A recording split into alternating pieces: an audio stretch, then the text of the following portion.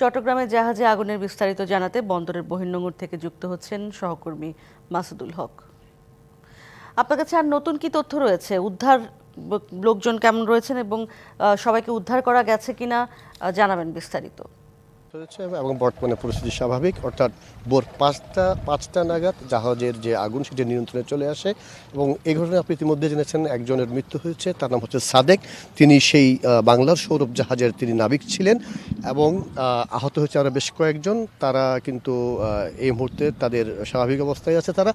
এবং একটি তথ্য জানাতে চাই, যে জাহাজটিতে আগুন লেগেছে বাংলার সৌরভ, সেই জাহাজে প্রায় 11,600 মেট্রিক টন ক্রুড অয়েল ছিল।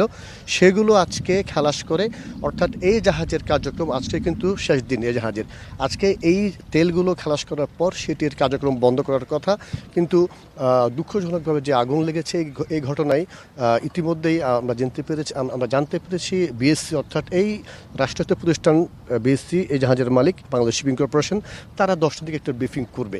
গরম গরম রুটি, সাথে সুজির হালুয়া, দুর্দান্ত জুটি, তীর আটা ময়দার সুজি, কারণ তীর ছাড়া আমার চলেই না। এবং এর আগে গত সোমবার বাংলার জ্যোতি জাহাজে কিন্তু আপনার আগুন লাগে বিস্ফোরণে, সেটিও কিন্তু পতেঙ্গা ডলফিন ঘাটে হয় এবং সেইখানে আগুন লাগে প্রায় 3 জনের মৃত্যু হয়, 3 জন নাবিকের মৃত্যু হয়।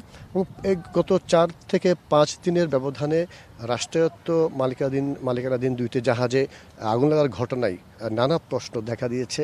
এটি কি নাশকতা নাকি দুর্ঘটনা, সেটা নিয়েও কিন্তু অনেকে নানা কথা বলছে।